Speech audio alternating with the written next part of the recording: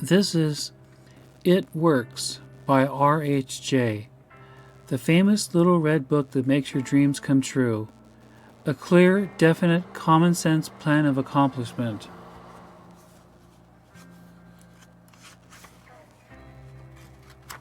And this was published originally in 1926.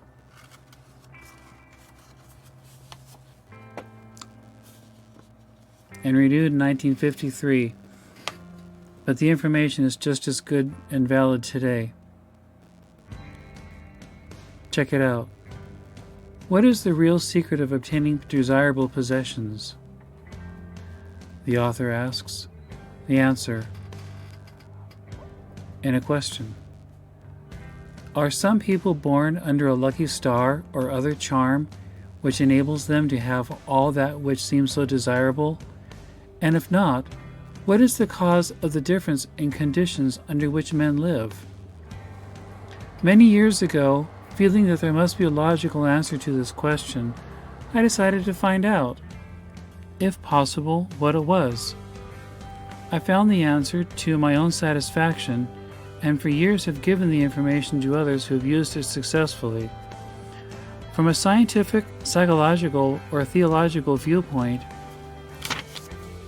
some of the following statements may be interpreted as incorrect, but nevertheless, the plan has brought the results desired to those who have followed the simple instructions, and it is my sincere belief that I am now presenting it in a way which will bring you happiness and possessions to many more.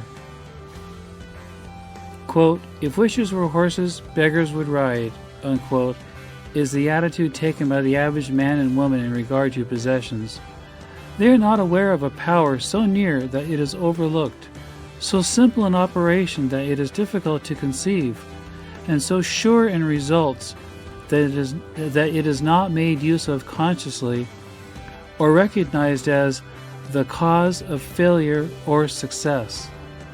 Quote, gee, I wish that were mine, unquote, is the outburst of Jimmy, the office boy, as a new red roadster goes by. And Florence, the telephone operator, expresses the same thought regarding a ring in the jeweler's window, while poor old Jones, the bookkeeper, during the Sunday stroll, replies to his wife, quote, yes, dear, it would be nice to have a home like that, but it is out of the question. We will have to continue to rent, unquote. Landham, the salesman, protests that he does all the work, gets the short end of the money, and will someday quit his job and find a real one, and President Bondum, in his private sanctorum, voices a bitter tirade against the annual attack of hay fever. At home it is much the same. Last evening, father declared that daughter Mabel was headed straight for disaster, and today mother's allowance problem and other trying affairs fade into insignificance as she exclaims, quote, this is the last straw. Robert's schoolteacher wants to see me this afternoon. His reports are terrible, I know, but I'm late for bridge now. She'll have to wait until tomorrow, unquote. So goes the endless stream of expressions like these from millions of people in all classes who give no thought to what they really want and who are getting all they are entitled to or expect. If you are one of the millions of thoughtless talkers or wishers and would like a decided change from your present condition, you can have it. But first of all, you must know what you want, and this is no easy task. When you can obtain your objective mind, the mind you use every day, to decide definitely upon the things or conditions you desire, you will have taken your first big step in accomplishing or securing what you know you want. To get what you want is no more mysterious or uncertain than the radio waves all around you. Tune in correctly, and you get a perfect result. But to do this, it is, of course, necessary to know something of your equipment and have a plan of operation. You have within you a mighty power, anxious and willing to serve you, a power capable of giving you that which you earnestly desire. This power is described by Thomas J. Hudson, Ph.D., LL.D., author of The Law of Psychic Phenomena, as your subjective mind. Other learned writers use different names and terms, but all agree that it is omnipotent. Therefore I call this power Emmanuel, in parentheses, God in us. Regardless of the name of this great power, or the conscious admission of a God, the power is capable and willing to carry to a complete and perfect conclusion every earnest desire of your objective mind. But you must be really in earnest about what you want. Occasional wishing or half-hearted wanting does not form a perfect connection or communication with your omnipotent power. You must be in earnest, sincerely and truthfully desiring certain conditions or things, mental, physical, or spiritual. Your objective mind and will are so vacillating that you usually only wish for things, and the wonderful, capable power within you does not function. Most wishes are simple vocal expressions. Jimmy the office boy gave no thought of possessing the red roadster. Landham the salesman was not thinking of any other job, or even thinking at all. President Bondum knew he had hay fever and was expecting it.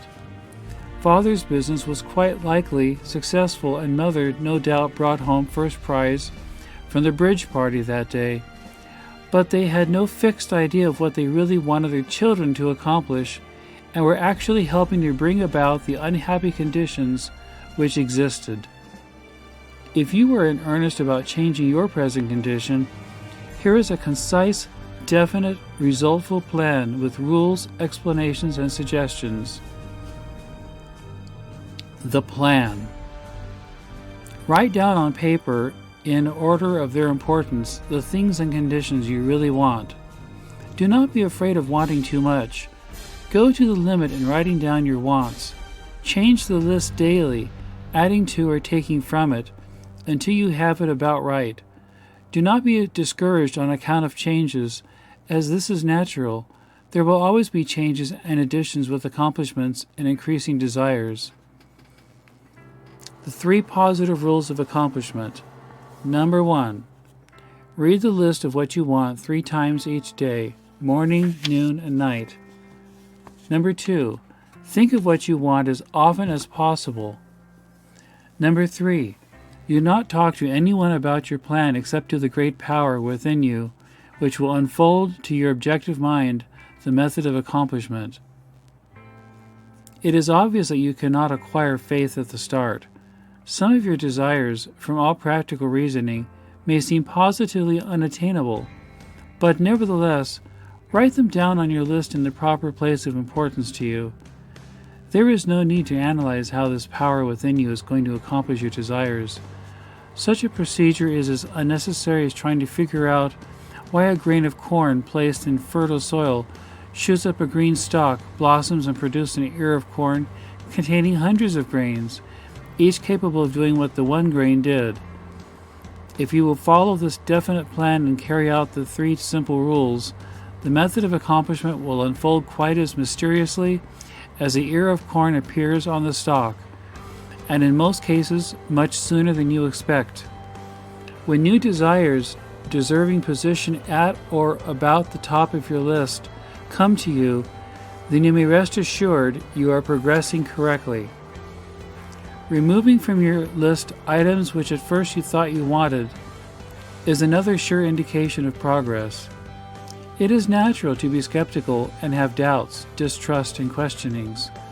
But when these thoughts arise, get out your list, read it over, or if you have it memorized, talk to your inner self about your desires until the doubts that interfere with your progress are gone.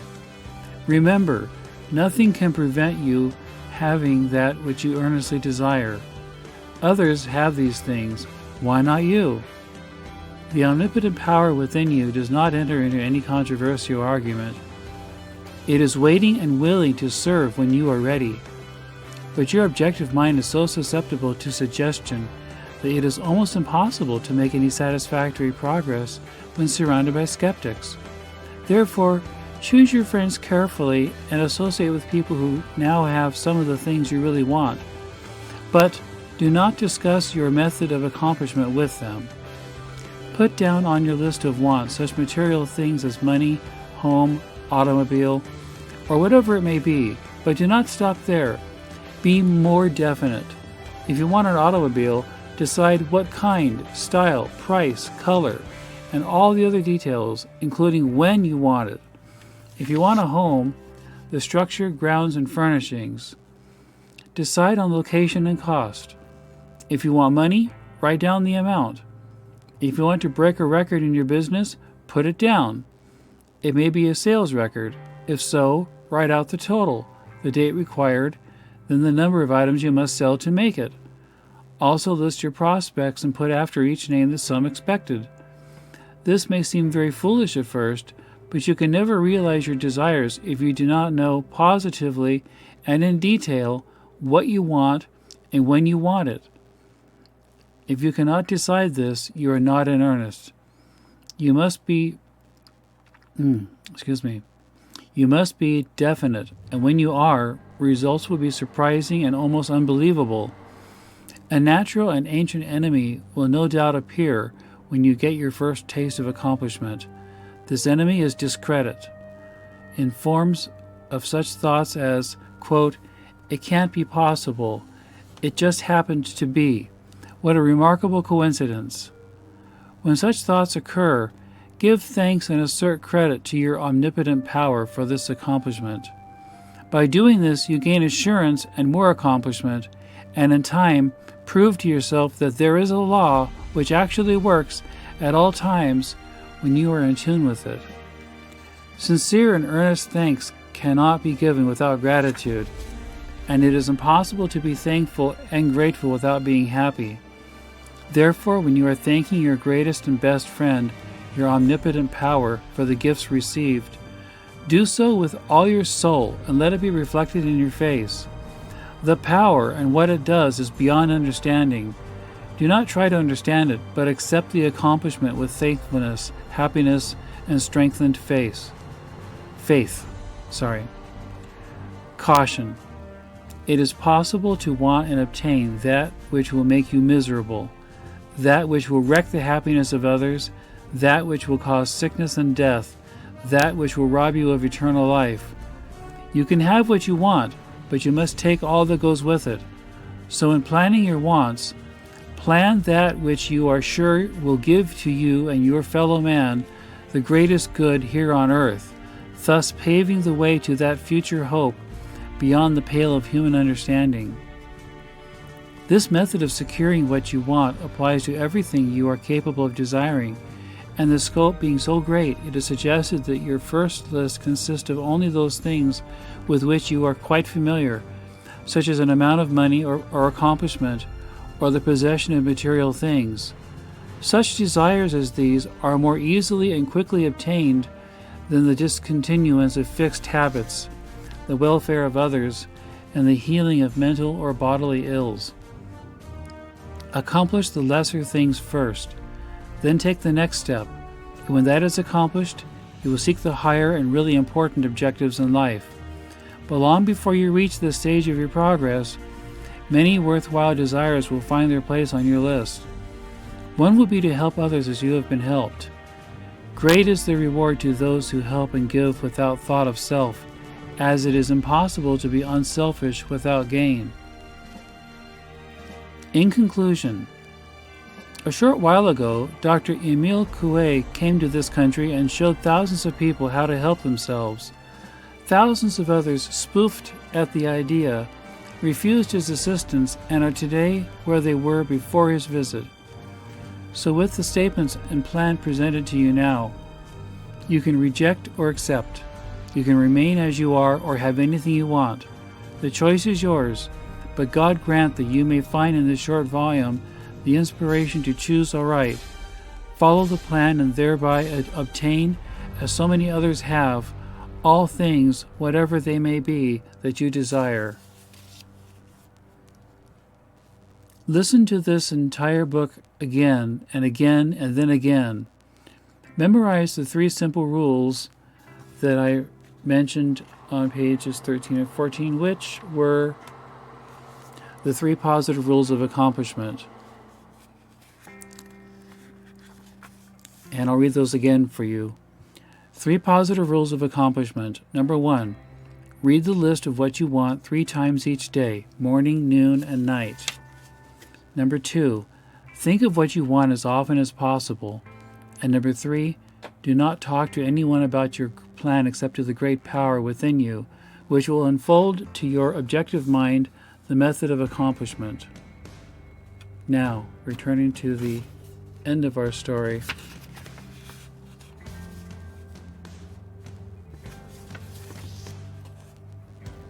Test them now on what you want most this minute. This book could have easily extended over 350 pages, but it has been deliberately shortened to make it as easy as possible for you to read, understand, and use. Will you try it? Thousands of bettered lives will testify to the fact that, quote, unquote, it works. And here is a letter to you from the author. Dear reader, or in this case, listener, the great possessions of life are all gifts mysteriously bestowed: sight, hearing, aspiration, love, or life itself. The same is true of ideas. The richest of them are given to us as, for instance, the powerful idea which this book has given you. What are you going to do with it? Are you surprised when I tell you the most profitable thing you can do is to give it away? You can do this in an easy and practical way by having this book sent to those who you know who need it. In this way you can help in the distribution of this worthwhile effort to make the lives of others better and happier. You know people who are standing still or who are worried and discouraged. This is your chance to help them help themselves. If you withhold this book from them, you will lose the conscious satisfaction that comes from doing good. If you see that they get this book, then you put yourself in line with the law of life, which says you get by giving, and you may rightly expect prosperity and achievement. At the very least, you will have the inner sense of having done a good deed with no hope of being openly thanked, and your reward will come secretly in added power and larger life. The author. And in other words, please like, comment, subscribe, and share this video so that others can help themselves as well. Thank you.